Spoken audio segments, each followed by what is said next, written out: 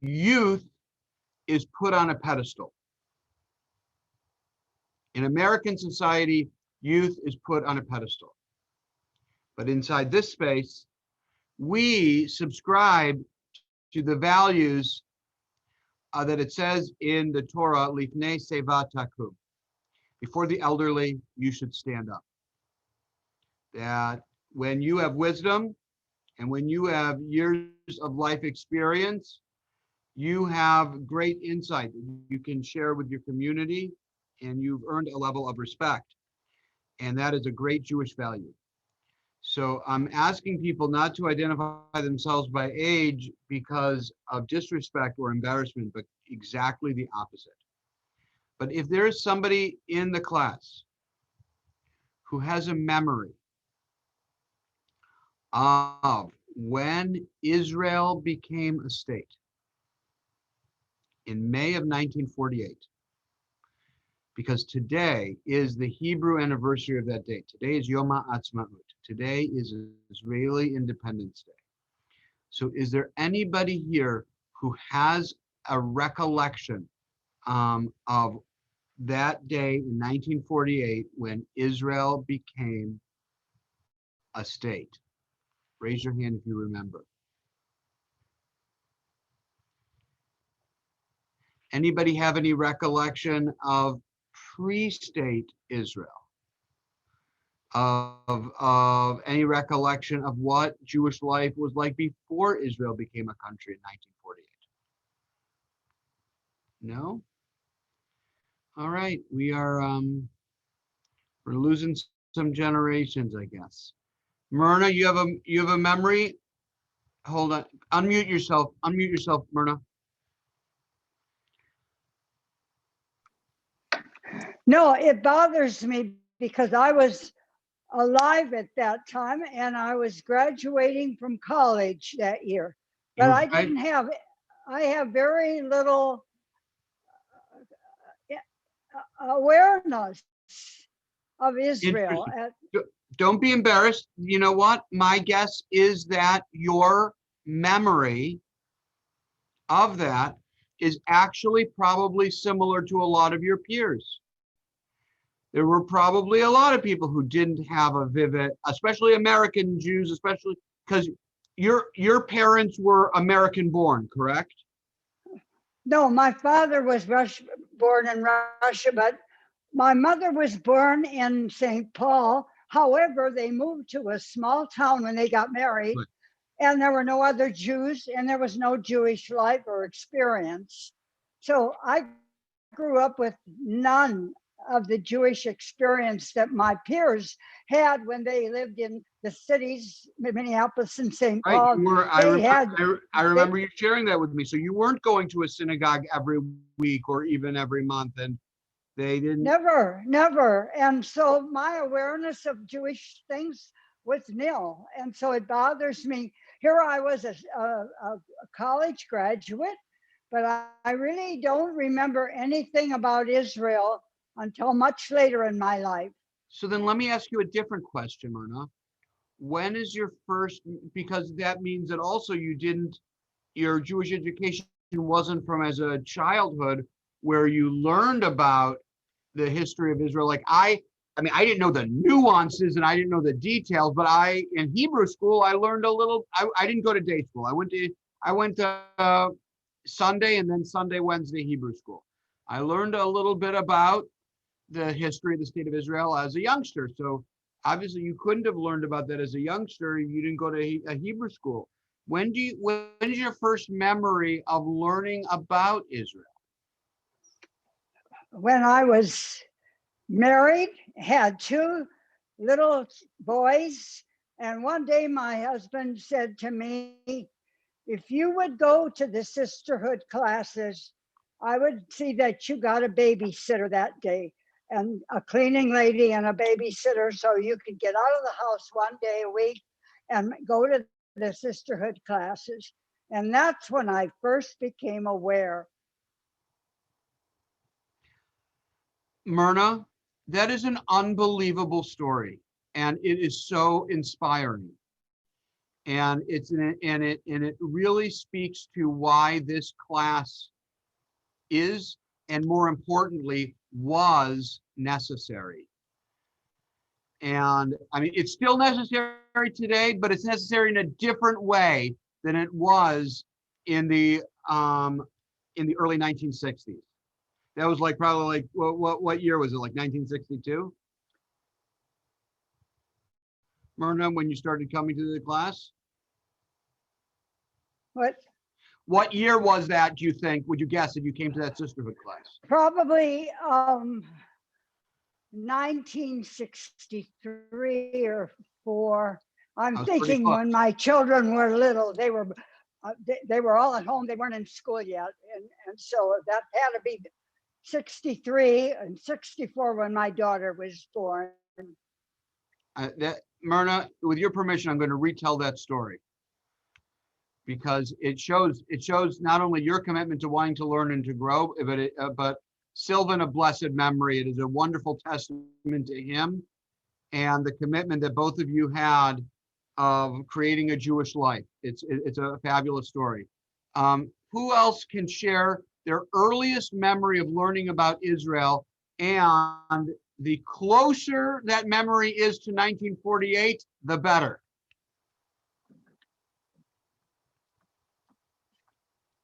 Anyone?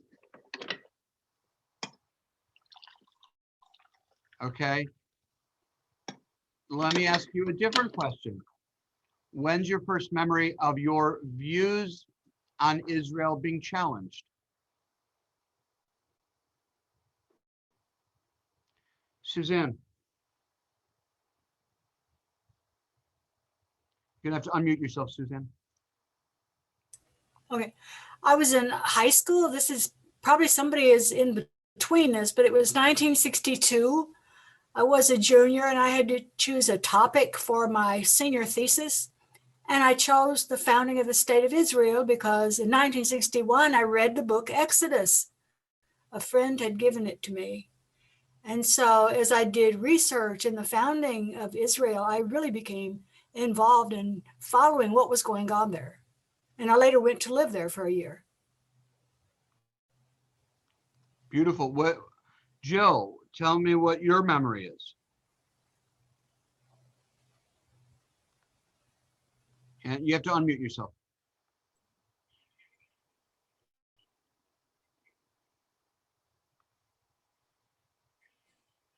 We're still not hearing you, Jill. Jill, you have to unmute yourself.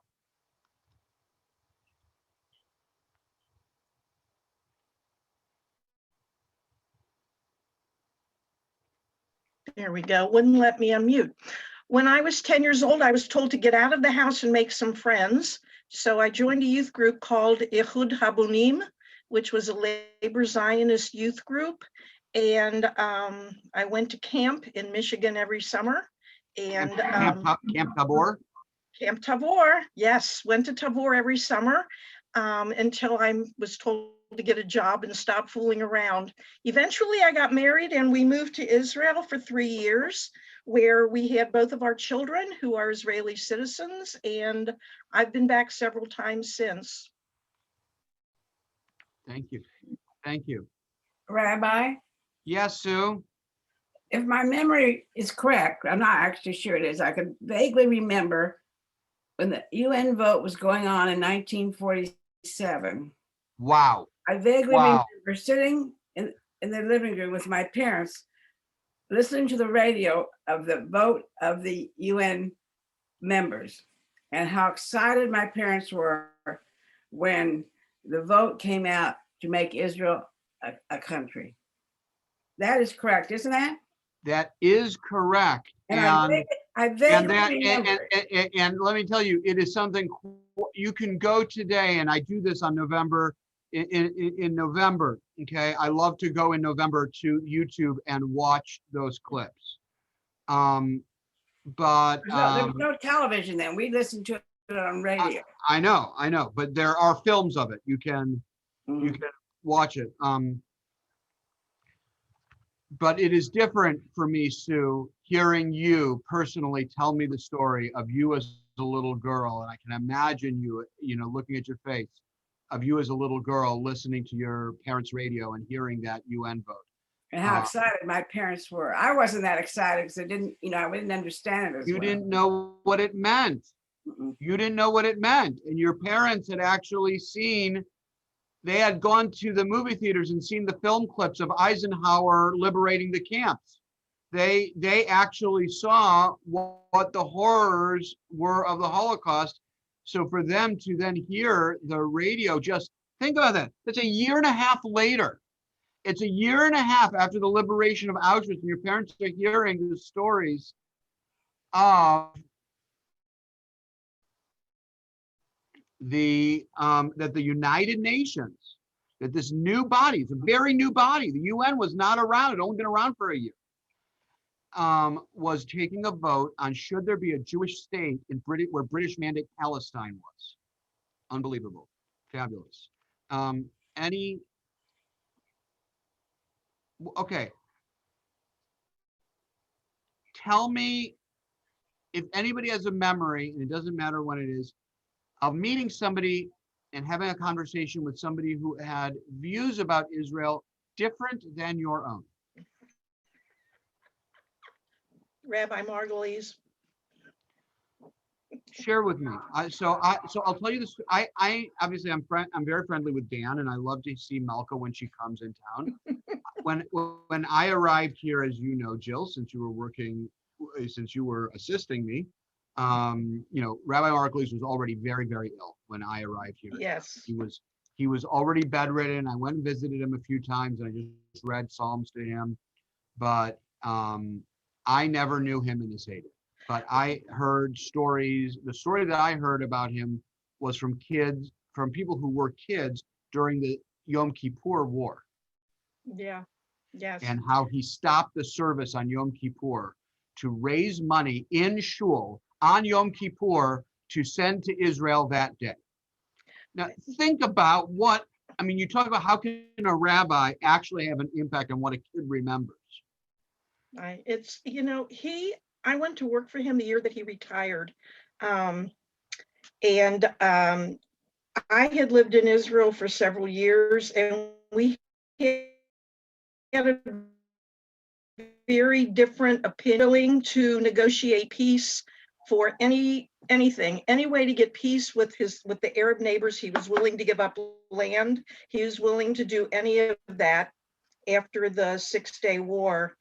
And I had lived in Israel and lost some friends to a hand grenade thrown under a car not too many years earlier.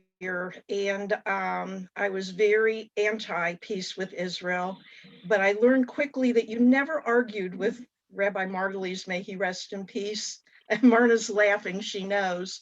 But he had very, very definite views on the Arab conflict that I disagreed with. On a lot of other subjects regarding Israel, though, we were very much in alignment. That's really interesting, and it's also interesting because you were you grew up going to Habonim Dror, which was a very leftist youth movement. But extremely leftist youth movement. And until I actually lived in Israel, worked in Israel, and had children in Israel, and lost friends to terrorists in Israel, my views would have aligned with his.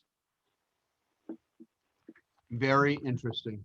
Anyone else want to share an incident where they had interaction with somebody who had a different view about Israel than your own?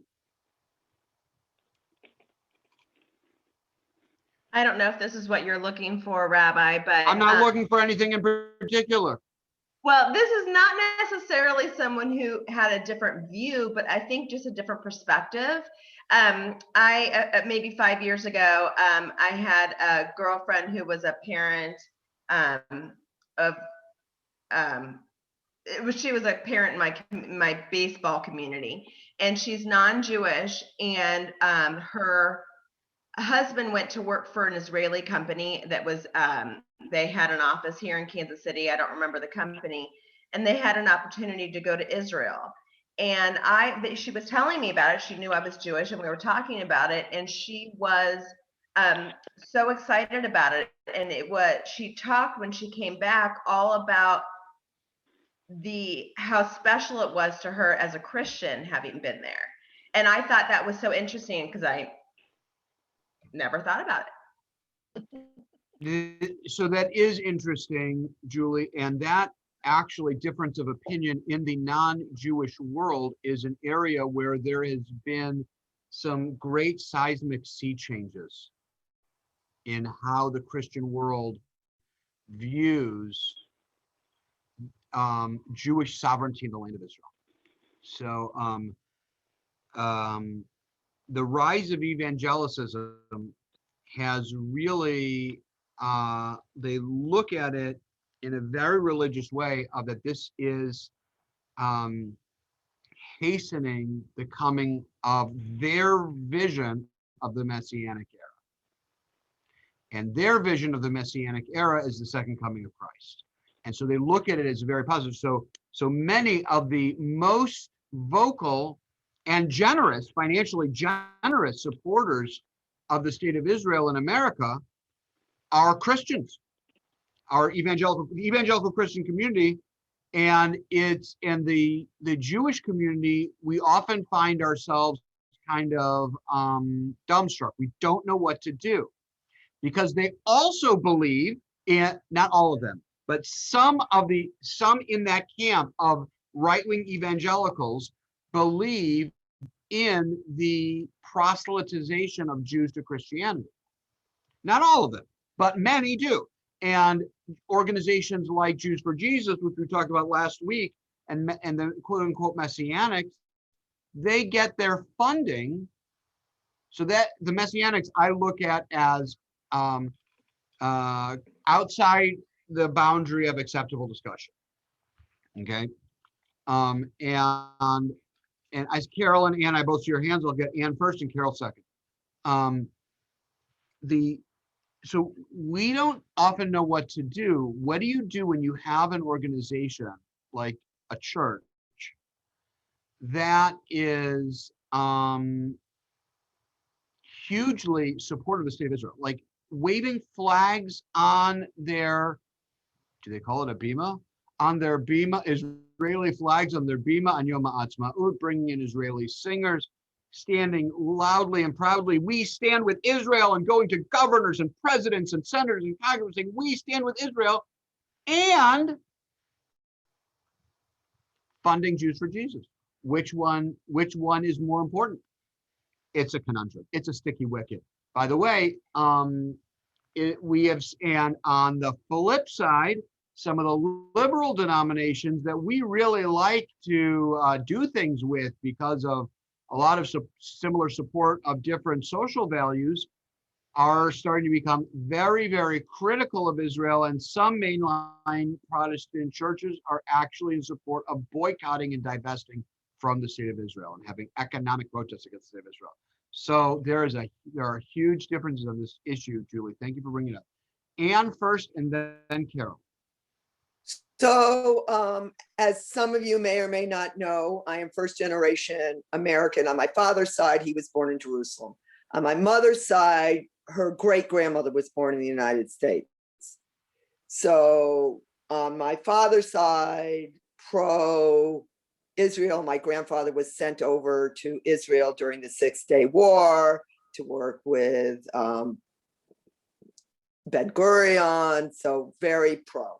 On my mother's side, growing up with assimilation, I can just say this, not really fond of Israel. On my parents' honeymoon, they went to Israel. And in 1950, you can imagine it was not a luxurious trip. So I grew up with this thinking of, I had two sides. My mother, every time I said I would go to Israel, we had an argument. And on my father's side, go live there. So it was a dilemma. And as you may or may not know, I'm very pro-Israel. But there is the American dilemma on both sides on in two households way of thinking about Israel. Absolutely. Thank you. Thank you. And that's really, and so if you're, how many generations Yerushalmi is your family?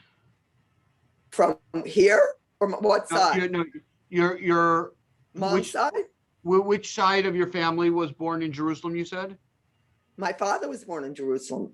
We can go back to the Spanish Inquisition. Okay. So And we moved to Jerusalem in the 1400s. And we in the moved to Jerusalem in the 1400s. Okay, so you moved to Jerusalem in the 1400s. So that means what's interesting is that your grandparents had on their passport that they were Palestinians. No, you didn't do that because there was no Palestinian. No, I'm saying no, they did. I'm telling you they did. When they were when they had a British passport. Right. When they had a British passport, the Jews were called Palestinians. Right. But on my passport, I had to say that my father was born in Jerusalem because that was the only marker that still existed in today's world. Correct.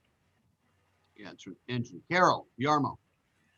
Bob and I went on, as it turned out, I think it was the only one trip to Israel, what they call the interfaith trip to Israel. And there was half Jewish and half some other, from some other things, and some churches, and we just met so many really neat people. Anyway, the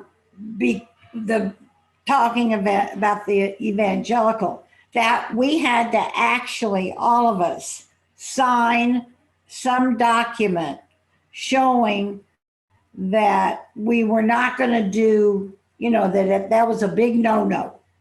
And it was, it was a wonderful trip. And we got a little differences of opinion, but see, none of it was really negative. Everything was more of a positive nature. Now, for us, I don't think the trips to Israel usually include Sermon on the Mount, wherever that, what I'm talking about. Anyway, this did because of the Christians. So, and I know we had several from the big Church of the Resurrection near us. Anyway, I was just going to Israel and being able to hear all the same stuff at the same time. And we had discussions, but it was definitely a no-no for the evangelical. That's it. Thank you. Thank you, Carol. So this topic for this unit is on disagreements and what the world can learn from how Jews disagree. On the issue of Israel, I would say is the area where this is the hardest point right now on where Jews, how we talk to each other and how we listen to each other. It has not been harder since, I don't think, on this particular issue, since 1946 or 47.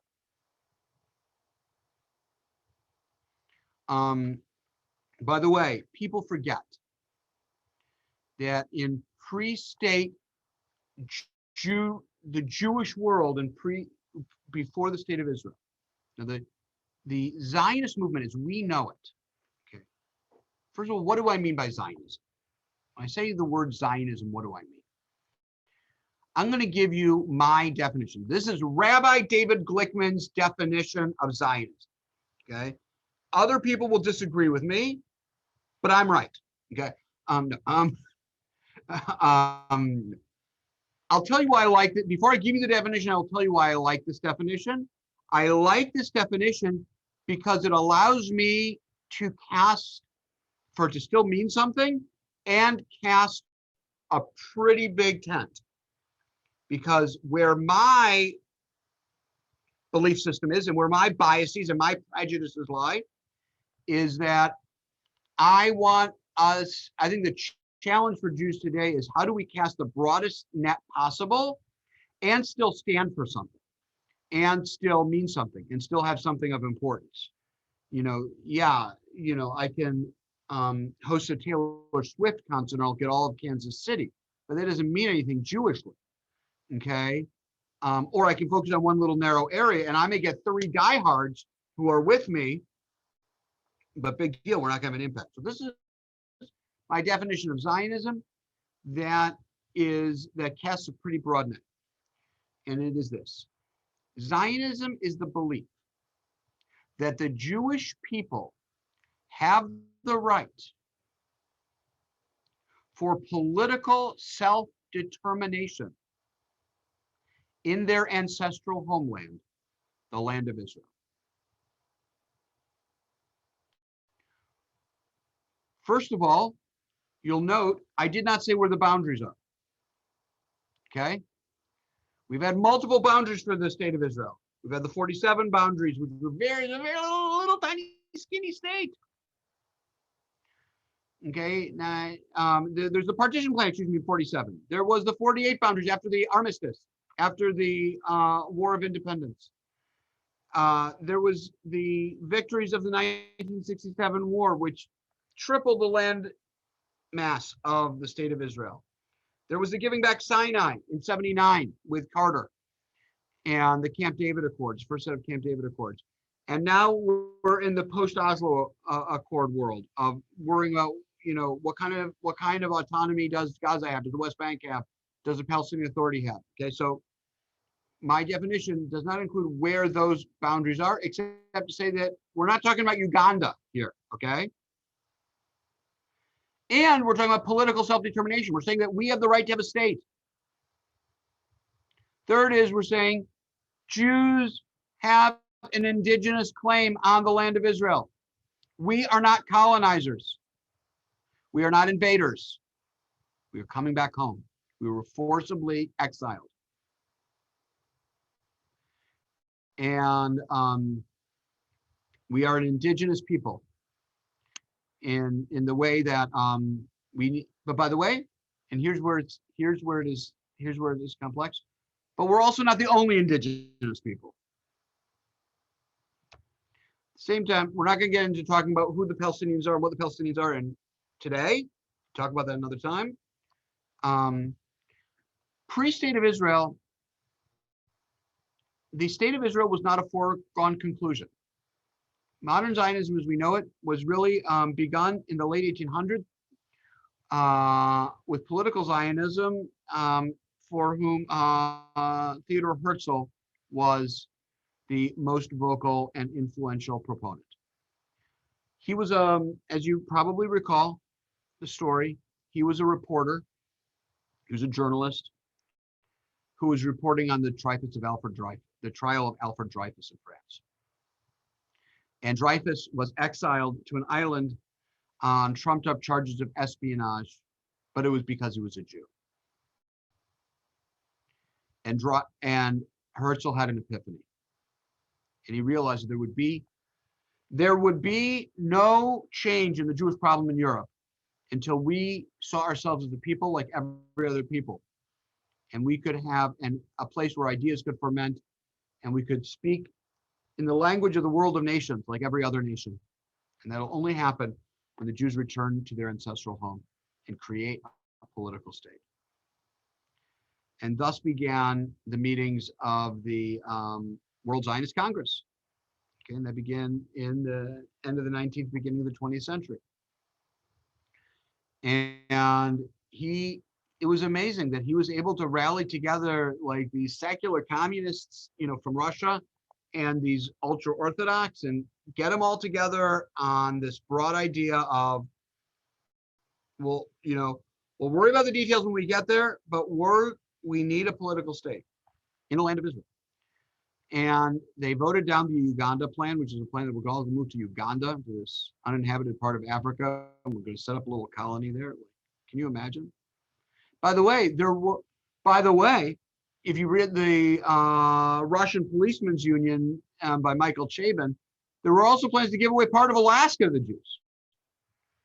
If you do your Kansas Jewish history, Isaac Wise, the founder of Hebrew Union College, when the Russian Jews were coming to America, he thought we should set up Jewish autonomous communes, farming communes here in Kansas.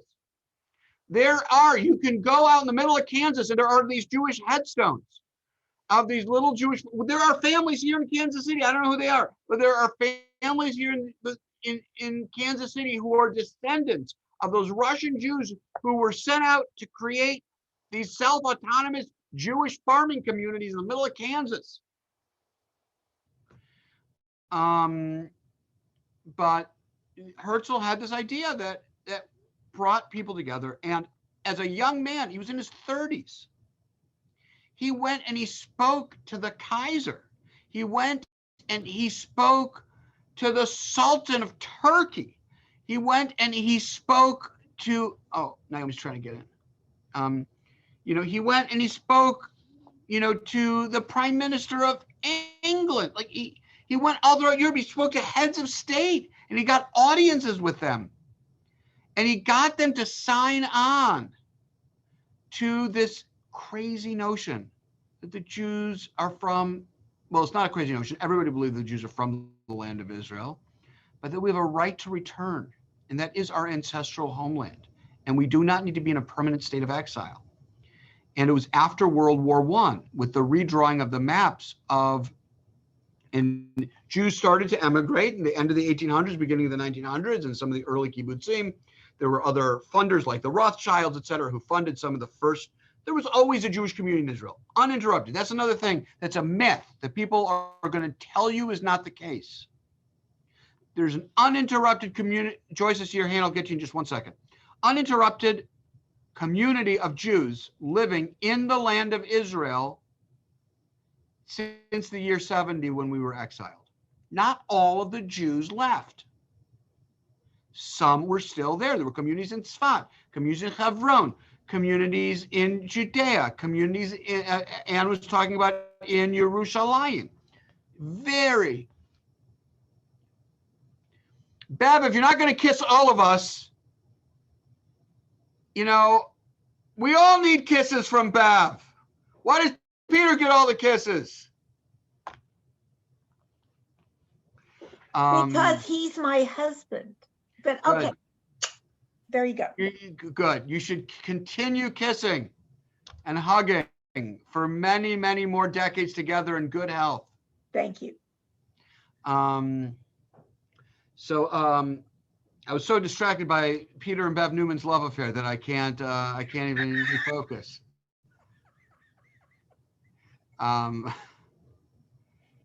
So we after World War I was where we get the Balfour Declaration, which really puts into international policy the right of the Jews to create a Jewish homeland there.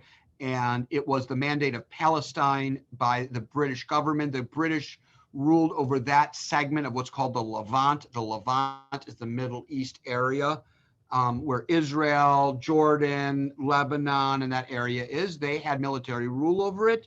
They decided to leave. They were planning on leaving in 1948. There was already the beginnings of a war between the British, the Arabs, and the Jews. It was really kind of a three-way war there going on in 46 and 47. And then in 48, the British lowered the Union Jack and the flag of the state of Israel was raised. But it was not a foregone conclusion that it would end up that way. It's easy to read it that way when we read history backwards. It was not a foregone conclusion. And nor did Israel get universal support from the Jewish community. There was actually a breakoff of the Reform movement of an American Council of Rabbis that were opposed to the state of Israel. I'm sure those of you who remember B'nai Yehuda in the 1940s, My guess is that they were far less Zionistic than Rabbi Hattis was. Again, that I'm not saying that to bash B'nai Yehuda. All denominations go through these waves and changes. By the way, Orthodoxy was not universally Zionistic. And one of the biggest changes, they're Zionist, I'm going to call them Zionist-ish. They're not Zionistic, but they're Zionist-ish is Chabad Lubavitch. They like to help Jews wherever they are. But the Rebbe was opposed to the Jewish state. The Rebbe was opposed to the creation of a Jewish state. But after there was a Jewish state, he accepted the facts on the ground and he says, okay, this is where the Jews are. We go and we help them and da-da-da. And he became a very right-wing political influencer. Every prime minister would come and visit the Rebbe when he was still alive. Begin visited the Rebbe. Netanyahu visited the Rebbe when he was younger, and the Rebbe was still alive. The Rebbe died in 1994. Okay, Rabbi Soloveitchik was always pro-Israel. Rabbi Soloveitchik was the dean of the head of the rabbinical school at Yeshiva University, and he was head of Mizrahi, which was the Orthodox pro-Israel movement. The conservative movement, if there's anything that we can sort of pat ourselves on the back on, and we don't always feel like we have a lot to pat ourselves on the back on. One thing that we can pat ourselves on the back on is we were constant supporters of the state of Israel. We've always been Zionistic. Conservative movement has always had a very, very long and strong relationship with the state of Israel, what I will call classical pro-Israel stance. And by the way, if you go to an AIPAC policy conference today, which I try to go to when it's not a global pandemic, the largest representation of any rabbinic group at the policy conference is always conservative rabbis. Even though we are the shrinkingest denomination, we have the largest representation at in those types of settings. The other group that was opposed to the creation of the state of Israel and is still opposed to the creation of the state of Israel is certain branches of ultra-Orthodoxy. Okay, so all of Satmar, the Satmar Hasidim, which is the largest sect of Hasidim, they're all opposed to the state of Israel. And the Satmar Rebbe was vehemently opposed. I was in Yerushalayim one year when the Satmar Rebbe at the time came and visited Israel. And he visited Mea Sharim, the ultra-Orthodox neighborhood in Jerusalem. There were literally tens of thousands, maybe hundreds of thousands of people came to visit him and see him during his motorcade. He called the Israeli soldiers that were guarding him Nazis for being soldiers for the Jewish state.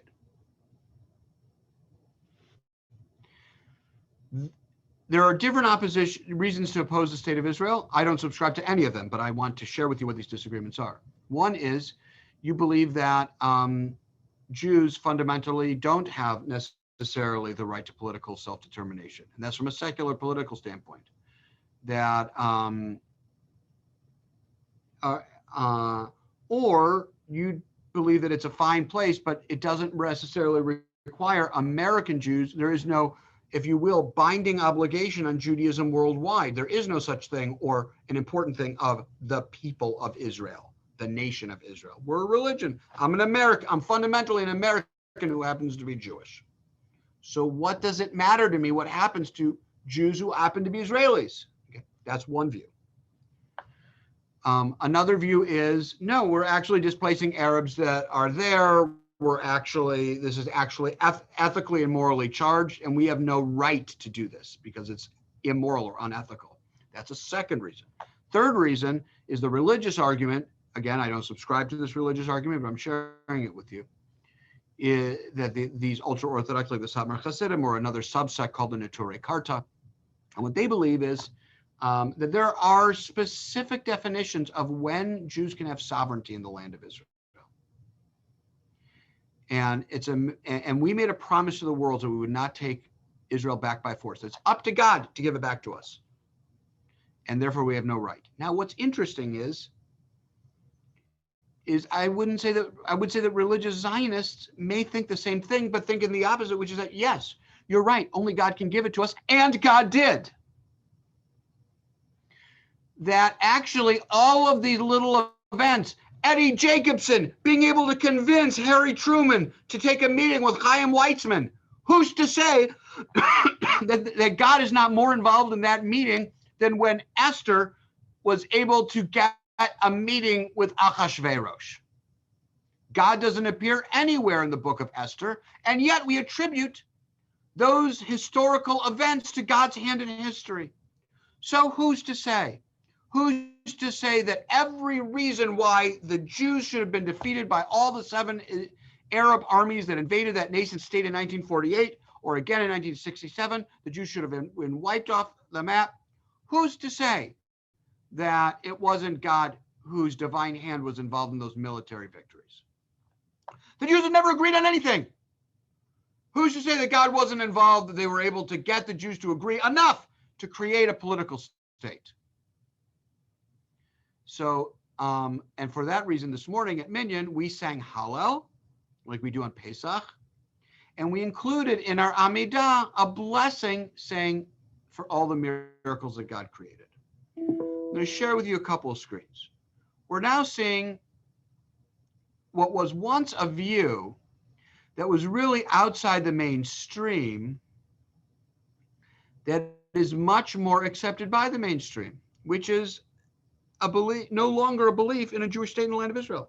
What I'm going to show you is a very respected columnist, Peter Beinart, who used to be at Slate, and he now is the editor-in-chief of Jewish Currents. This is an op-ed in none other than the New York Times, given full prominence. This isn't the little nudgy letters to the editor in the Kansas City Jewish Chronicle, okay?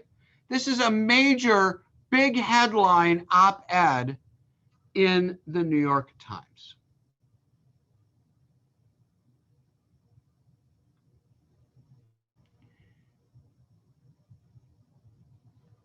I no longer believe in a Jewish state. For decades, I argued for separation between Israelis and Palestinians. Now I can imagine a Jewish home in an equal state. And he goes on, you know what, I'm just going to copy the link. I'm going to paste it in the chat window.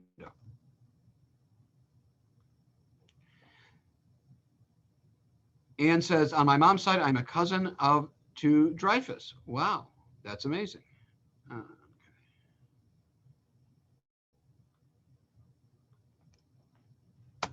This is the argument that is not yet part of the mainstream organized Jewish community. By that, I mean most mainstream synagogues, Federation, JCRB, AJC, other community organizations.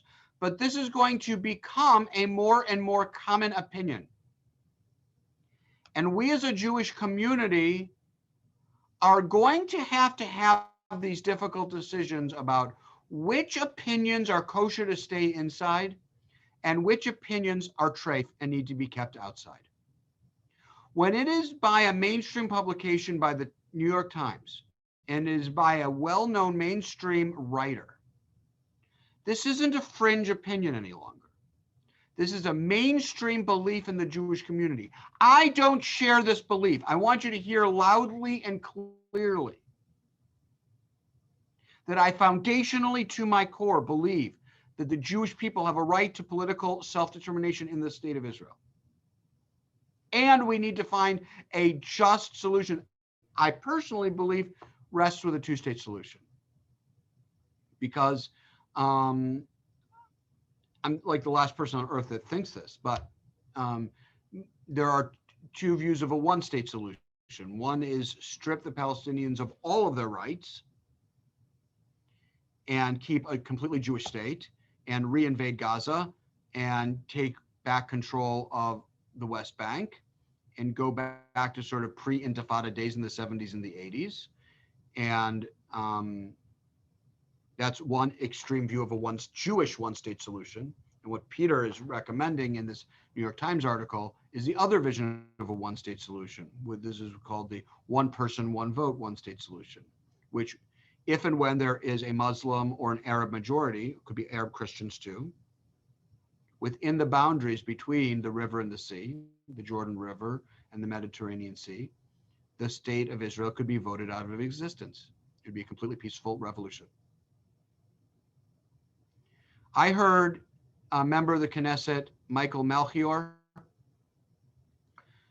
who used to be the chief rabbi of Oslo many years ago when he was in the Knesset, speaking in Dallas. And Chaver Knesset Melchior, Rabbi Melchior said, and he was part of a short-lived religious centrist party called Meimad in Israel. He said, the state of Israel can have two but not three things. These are the three things. Be a Jewish state, be a democratic state, and hold on to all of Gaza and Judea and Samaria, i.e. the West Bank. Israel can have two but not three. If it holds on to Gaza and the West Bank, it'll be a Jewish state, but it won't any longer become be a democratic state. It can say, I'm going to be a democratic state, hold on to the West Bank and Gaza, but it'll cease to be a Jewish state by the end of the day. So you have to choose what two out of those three you want. You can't have all three. He says, because what's going to happen, he says, if the Palestinians were to say tomorrow, which they haven't done yet, but if they did, they said, we are laying down all of our weapons. We accept the state of Israel. We accept their sovereignty. We only ask for one thing. We want voting rights as citizens of the state of Israel. Israel will have a very difficult moral position to say, no, you cannot have that. You can't vote for your own representative government. And if they do that, and if Israel, first of all, if Israel says, no, you can't have that, they become a pariah nation. If Israel says, yes, you can have that, then it's just a number of years before it's a Jewish minority. So for that reason, I believe in a two-state solution. Let me share with you, we're going to conclude today's class with actual video footage of, where are you? Where are you? Where are you? Give me just 1 second.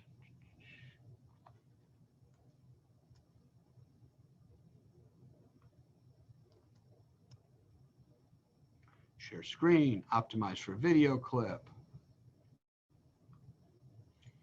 And with this, we'll close today. And I'm going to have to cut it a little short because I have another meeting that starts exactly at 11. So we won't get to watch the whole thing, but you'll watch part of it and be moved. I'm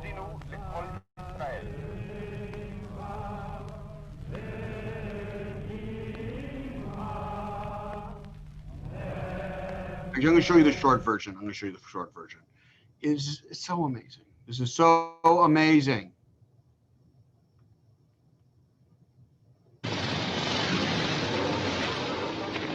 ביום שישי, ה' באייר תש"ח, 14 במאי 1948, אחר הצהריים, באו המוזמנים אל בניין מוזיאון תל אביב בשדרות רוטשילד 16. הם התבקשו לשמור את סיבת ההזמנה, טקס הכרזת העצמאות, בסוד. אבל בבואם מצאו את חצי העיר ממתינה להם.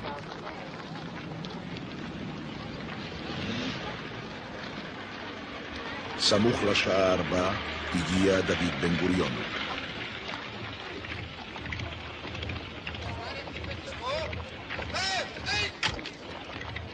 כל חייו היו מסע אל הרגע הזה. זוהי זכותו הטבעית של העם היהודי, להיות ככל עם ועם עומד ברשות עצמו במדינתו הריבונית, אשר תפתח לרווחה את שערי המולדת לכל יהודי, ותעניק לעם היהודי מעמד של אומה שוות זכויות בתוך העמים.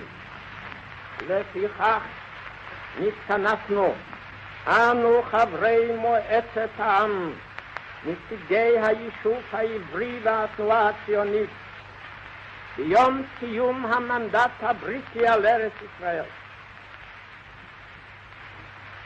ותוקף זכותנו הטבעית וההיסטורית,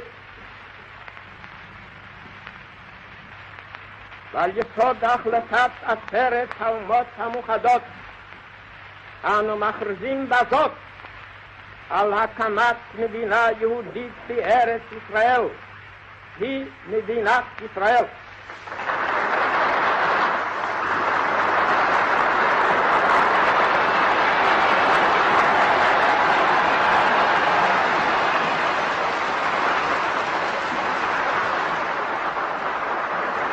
מתוך ביטחון בצור ישראל, הננו חותמים בחתימת ידינו לעדות על הכרזה זו.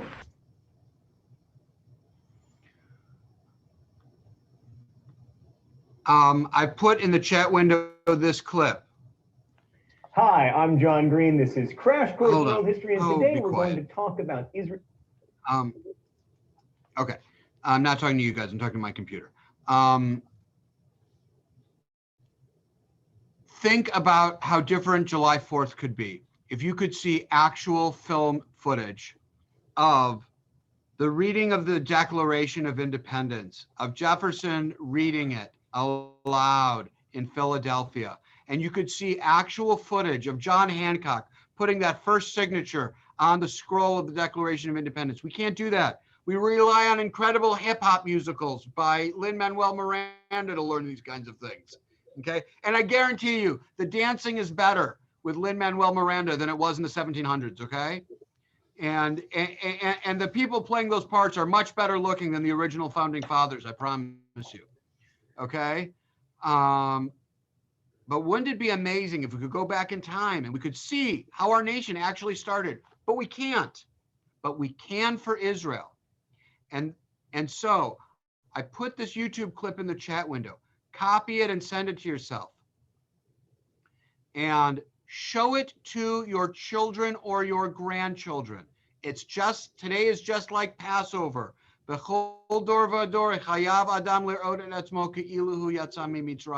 In each and every generation, every person must see themselves as if they were taken out of Egypt. It's our obligation as parents, aunts, uncles, grandparents, to share with our children today. This happened today. And this is important, and it impacts you, because whether you know it or not, you are a character in this story. You may not know how yet, but you are part of this story. This historical event affects you personally. And even if you were born after the state of Israel, even if you were born after the 6-Day War, even if you were born after the 73 war, even if you were born after the Oslo Accords in 1993, you walk with your head held higher as a Jew throughout the world because of the safety and security provided by the existence of the state of Israel. So it's, we all benefit, and we have a different sense of self-worth as individuals and collectively as a people because of that video, because of those courageous people at 16 Rothschild in Street in Tel Aviv from 1948. Israel's not a perfect country. I don't know a country on this earth that is. But today is a day to celebrate it. And at the same time, it's also a day, like we did, to recognize that there have always been disagreements about it, dating back for centuries.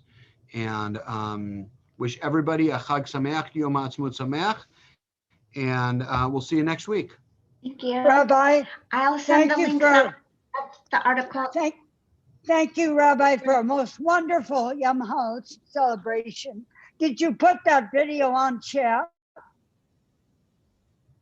Is that video on Yeah, chat? the video's on chat, in the chat window, Myrna. Okay, thank I'll you. send it. My name's not included on everyone. Well, you should have go It scroll. says, I went on chat and it said to everyone, and then everyone was listed individually and my name's not on there. But do you see the little link that says the YouTube link, Suzanne? Shira, can I ask you, or Amy, can I ask you a favor to copy those two links and just give a little I did. summary and send it out to the Peltzman group? I did and I will. Thank you. Thank you so much. I need to go for my next meeting, but thank you all. Thank you, Rabbi. Bye. Take care, everybody. Bye, everybody. Have a good week. You too. Bye-bye. Bye, Bye. Lorna.